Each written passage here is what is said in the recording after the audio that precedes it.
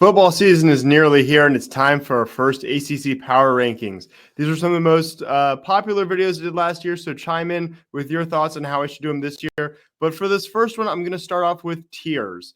We don't have any games played yet, so I think that's the best way to do it. We'll see between your thoughts and how the season progresses. If we should turn them into rankings, let me know. But take a trip back to 2016. The ACC back then had 14 teams. 5 of 14, won 9+ games. Clemson won the national championship.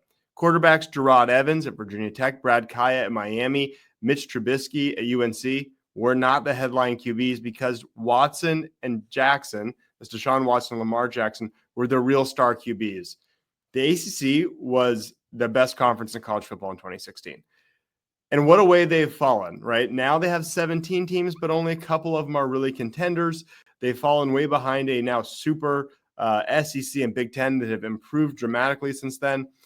Despite all of that, there's still a lot of interest and intrigue in this conference. And so, there's some teams with a lot of interesting upside and also a few where things could get kind of ugly. And that's where we're going to start these power rankings. Again, these are power rankings, or in this case, tiers for this season. It is not a commentary on the program necessarily for the next 10 years. But for this year, 2025, here's how I see things. And we start at the bottom. This is the could get ugly tier. I do have Syracuse in this tier, despite them winning 10 games, which is a little weird. But again, this is 2025 only. I actually think Fran Brown is great. What he did last year is really impressive. Obviously, quite thankful as a Clemson fan for their win over Miami that sent Clemson to the ACC championship and really changed the momentum of the program for Clemson.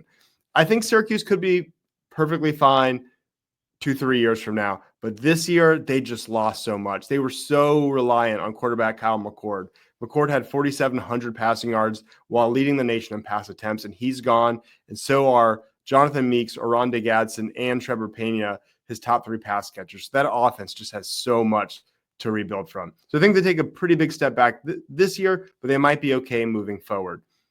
As for Stanford, Wake, and Cal, they could be bad this year, and I don't know how good they're going to be moving forward. Wake has an easy enough schedule that, like Syracuse, they could get into bowl contention. They should at least be hanging around there for a while. But Cal and Stanford just got completely reamed by the transfer portal, and I don't know what they can really do. Cal in particular lost quarterback Fernando Mendoza. He went to Indiana, where they're, I think, pretty legitimate playoff contenders with him. And they also lost Jade Knott, their star running back, to Oklahoma. They just lost a ton of talent. I don't know that they're bringing a whole lot in.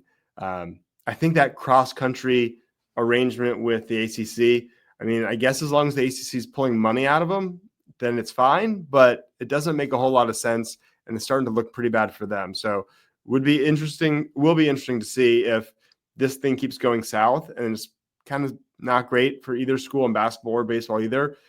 How long do they stick with this? With the Pac-12 pulling teams like Boise State, did they just go back to the Pac-12, which is now Oregon State, Washington State, and sort of the better half of the Mountain West? Maybe they should just go back there.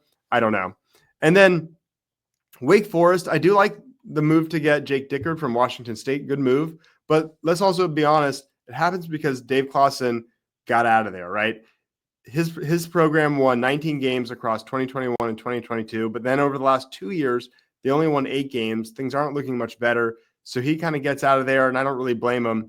It's just hard for Wake Forest to compete in this new world this year and maybe beyond. We'll see.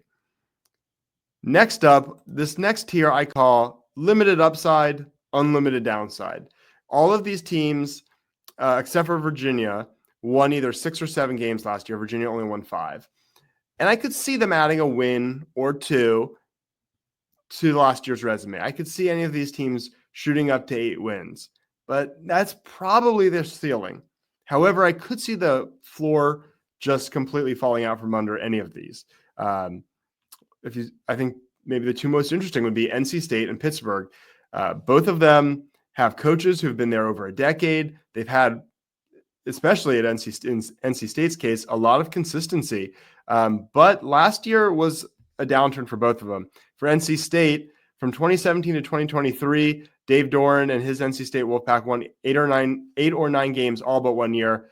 Last year, not so much, 6-7. And then Narduzzi, they had a terrible year in 2013. They bounced back, were 7-0. Then they lost their last 6 games. Then in the portal, they lost their best player. Let me go back. NC State lost their best player, wide receiver Casey Concepcion, to Texas A&M in the portal. So bad finishes for both of them. With NC State losing their star player in the portal after a 6-7 year. Pitt, they finished 7-6, but the last 6 of those are losses. How much better are they going to be this year? I don't know that either of them looks way better. Pitt may be healthier, but they were pretty banged up on the offensive line. But I just don't know if either of them are going to be markedly better. And if you win 6 games, if you're Pitt or NC State, you've had your coach there so long, do you still have an upward trajectory? Do you move on? It's going to be interesting years for both of those programs. UNC obviously has Bill Belichick coming in, which adds some hype. But I don't know that roster is really ready to win. I don't know that they have a quarterback, regardless of having a Super Bowl winning head coach. And then Boston College, Virginia, Virginia Tech, they could be fine, but they also all could be pretty mediocre. I don't think you could imagine any of them doing better than 8 wins. And it'll be interesting. What does Tony Elliott, how many games does he need to win to stick around? What about Brent Pry, Virginia Tech? Do they need to win 8 games to stick around? Bill O'Brien, newer, probably not really a hot seat candidate yet, but I just don't know how much upside they have. They could win 6 games. They could win 7 games. I don't know if they could do much more than 8 would be pushing it. So this is kind of like that. Like I said, limited upside, but pretty unlimited downside. Then we get to the fun one. Florida State may be the most interesting wild card in the ACC. 2 years ago, they had a perfect regular season, won the ACC. Last year, they won 2 games. And that's sort of the deal with the transfer portal. If you rely on it too heavily, you get big swings. And the transfer portal is Cover 3 podcasts. Bud Elliott likes to remind us it was very fruitful. But that's kind of dried up a bit as teams have kind of followed Clemson's cue a little bit in focusing their dollars on retention. And so the portal is not as fruitful as it was, and Florida State's still not really what they should be in terms of high school recruiting. Now, they did go to the portal and add a new quarterback. Thomas Castellanos from Boston College, a great runner, shorter quarterback, maybe not a NFL prototypical QB, but definitely a fun one to watch. He's also running his mouth about Saban not being there to save him for Alabama. So that kind of, I don't know if it's wise, but it's fun. Then you also add Gus Malzahn from UCF. He's their new OC. He's going to run them. Obviously, Castellanos needs to stay healthy or this could really tank. But it feels like they have some pieces to maybe go 7-8 wins, which is a pretty massive improvement from 2. I think anything between 6-6 and 9-3 is possible with them. A true wild card. Don't know what to expect. Probably better for the ACC if that brand is decent, though. Then we have Georgia Tech and Duke. These, I call them both teams, but also programs on the rise. I've been extremely impressed with them. Really, the last couple of years, maybe the last 2 years, I guess you would say. And if you go back further than that, things were bleak. From 2019 to 2022, Duke and Georgia Tech went a combined 19-50. They were terrible. Georgia Tech was going through that Jeff Collins era. They were trying to turn over a roster that was really built for the triple option. He couldn't really do it. They had a lot of gimmicks with these money downs. Remember, they were pumping weights on the sideline. I'll never forget. They went into the halftime at Clemson, losing, but not by much. And they asked him what he's going to do at halftime. And he said, we'll have the music turned up. That was his comment. It was just kind of a strange time for Georgia Tech. And Duke, they had that great David Cutcliffe era, but it was the end. Things were fizzling out. And so they weren't good either down those 4 years from 2019 to 2022. So tough times for them. But things have really turned around. If you look at Georgia Tech, their schedules are tough, so you don't totally see it in the win totals. But he's done a great job kind of bringing them back to a level of toughness. They'll run the ball down your throat. I don't know how good their defense is going to be. They just lost defensive coordinator Tyler Santucci to the Ravens. That hurts. We'll see if their defense can at least be okay. That might be their biggest, like this offense could be really good. And maybe the offense runs the ball enough to preserve the defense, but that's going to be really interesting for them. Duke, they won 9, 8, and 9 games the last 3 years. They lost Elko. Seemed like, okay, well, that's the end of that. They're going to go back to being the Duke of old and be really bad. Manny Diaz comes in. I didn't see it as a amazing hire, but I was completely wrong. It was a great hire. He won 9 games. And then with some NIL investment, now they went out, they swiped Bryce Davis, top defensive end recruit for Clemson, took him out of the Clemson's high school recruiting class. Then they went and they swiped Darian Mensah from Tulane from the transfer portal, one of the higher priced quarterbacks. They're really investing in football.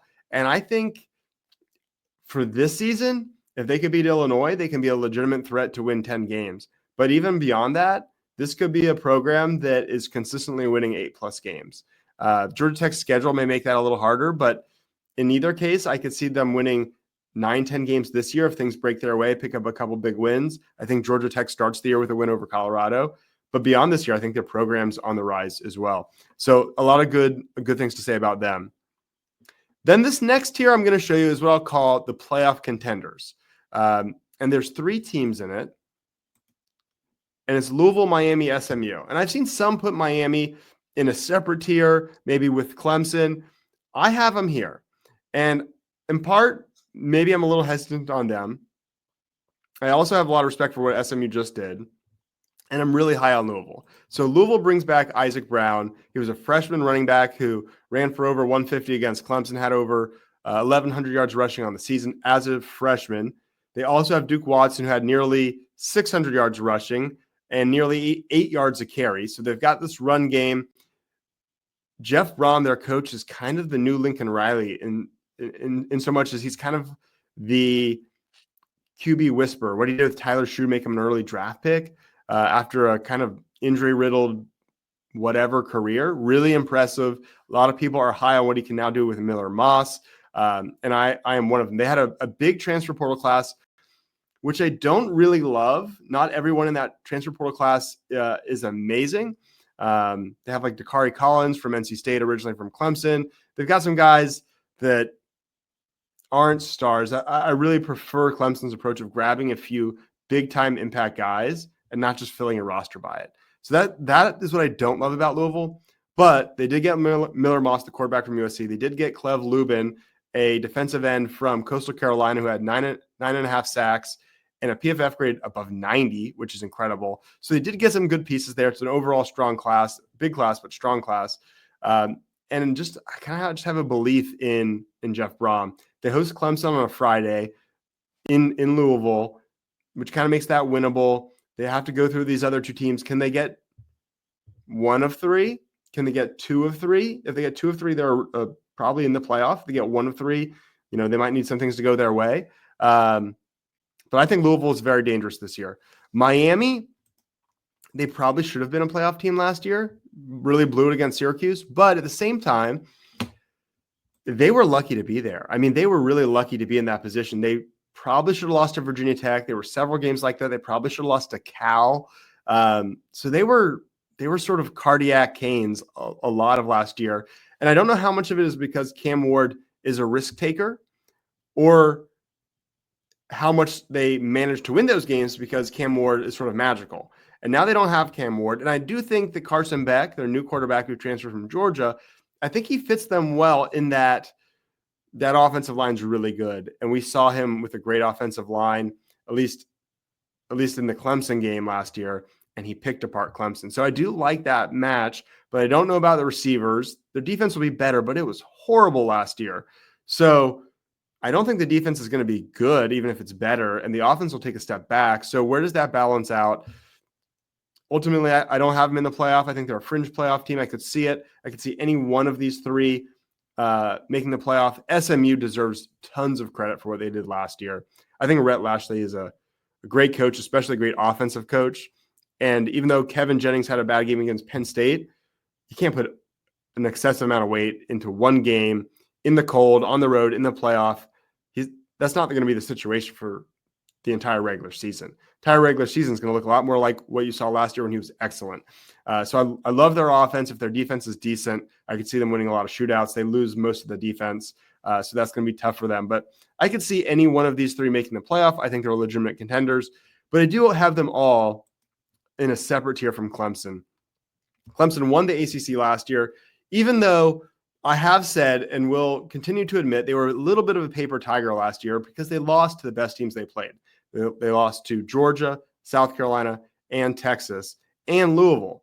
The only really good team they beat was SMU, but they did take care of business, and they should be a lot better this year. And that's because they've improved their coaching markedly. I have another video talking about why they should improve so much, so check out the channel. And speaking of that, don't forget to like and subscribe. Really appreciate it. Share these videos. Thanks again for watching. But back to this. The coaching should be much improved. It's hard to know how much to weigh this coaching change at defensive coordinator.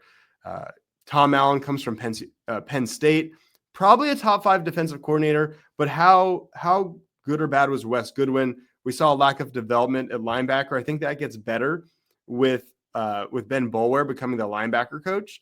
And I know Boulware doesn't have experience either as a coach, but at least he's a dedicated linebackers coach who's not also the defensive coordinator. So there's a division of labor there that seems to help. And then I think you also see just superior coaching with a pretty elite defensive coordinator. That's not even a knock on Wes Goodwin. That's just to say Tom Allen's a top 5 DC. So that helps just kind of by rule. So we'll see how much that changes, how much the culture and accountability changes. TJ Parker was on record saying there's more accountability now, which is really interesting. So I think all of that helps. Then they did an amazing job returning guys. So just player development. One guy, just as an example, Jaheim Lawson showed flashes last year. I think he's due for a big year this year. I think you see a guy like that take a leap. And so how many cases of that are there? How many guys take a big step up? Is Bryant Wesco, TJ Moore, they were great last year. Can they be even better now that they're sophomores? Tyler Brown is now healthy. So there's a lot of guys like that. Peter Woods can move back to his natural position at defensive tackle. So all that progress, same guys, but now more experienced. How much better are they? And then let's not forget, as much as I hear how, Dabo Swinney is proving that he could do it his way, he's also adapted and sort of taken up a lot of the things that Clemson fans were begging him to do. And the biggest of those, we just mentioned improving the coaching staff with outside voices, but just as big is using the portal for just a few players to plug holes. They lost several players. They lost Troy Stellato to the transfer portal at a wide receiver, and then they moved Adam Randall to running back, so they had a slot. They went out and got Tristan Smith, giving Clemson maybe the deepest wide receiver core in the entire country. He looked unbelievable in the spring game, and I think this wide receiver core, who adds him, then gets Tyler Brown back off that medical redshirt year, could be an incredible wide receiver core. On top of that, they had a huge weakness. They should have addressed it. They didn't address it last year at defensive end. This year, Coach Rumpf, who chose not to, he was asked and he chose not to get someone from the portal. This year they do, and they do it in a big way with Will Helt, probably the best edge rusher or edge player, as they classify them, in the portal. Huge ad for Clemson, and in particular, great run stopper. So you've now upgraded massively at defensive end, plus you've got development of a guy like Jaheim Lawson. So I think defensive end gets way better. You add depth at linebacker with Jeremiah Alexander, or Jerry Alexander. I love that nickname. Kind of a wild card. He was a huge number 1 overall edge coming out of high school. Didn't do really anything at Alabama. Can he unlock it now at Clemson? If he doesn't, I think they're okay. But if he does, man, that defense is even more formidable. So I think Clemson is the class they see, at least coming in. We'll see if they prove it. But that's how I break down the ACC. Jump in the comments. Let me know, who have I shortchanged? Who am I blowing up a little bit too much? Thank you to our sponsor, Ready Vets. If you live in the upstate and have a dog or cat that needs immediate care, Ready Vets is the place to go. If you enjoyed this, please like and subscribe.